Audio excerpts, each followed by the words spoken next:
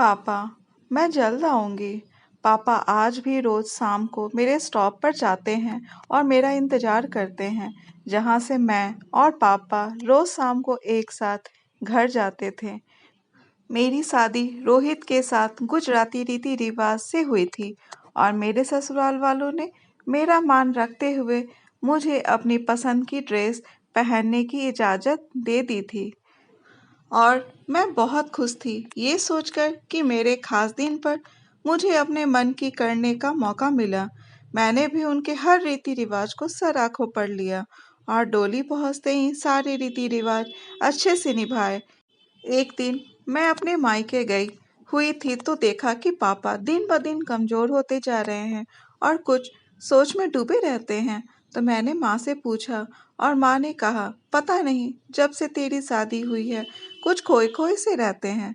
शायद बहुत मुश्किल होता होगा अपने दिल के एक टुकड़े को एक ऐसे हाथों में सौंप देना जिनको वो अभी अच्छे से जानते भी नहीं थे। मैंने पापा के साथ शाम की चाय पी और जानने की कोशिश की कि आखिर बात क्या है, लेकिन कुछ समझ नहीं आया। अब मेरे जाने का वक्त हो गया था और रोहित मुझे लेने आ गए थे। मैंने पापा से ऐसे हाथ छुड़वाया जैसे पापा ने मुझसे छुड़वाया था जब उन्होंने मुझे पहली बार स्कूल ड्रॉप किया था। मैंने पापा को कहा कि मैं जल्दी ही आऊंगी मिलने और मैं चली गई। कुछ दिन बाद मेरे मामा का मेरा हालचाल लेने के लिए फ़ोन आया तो उन्होंने मुझे बताया कि मेरे पापा अभी तक ये एक्सेप्ट ही नहीं कर पाए हैं कि मैं अब पढ़ाई हो गई हूँ और उनके साथ नहीं रहती।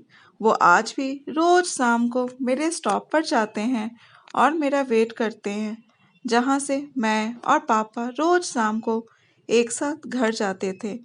जब मेरी बस मुझे वहाँ उतारती थी, ये सुनते ही मुझे समझ आ गया कि वो ऐसे क्यों हो गए हैं।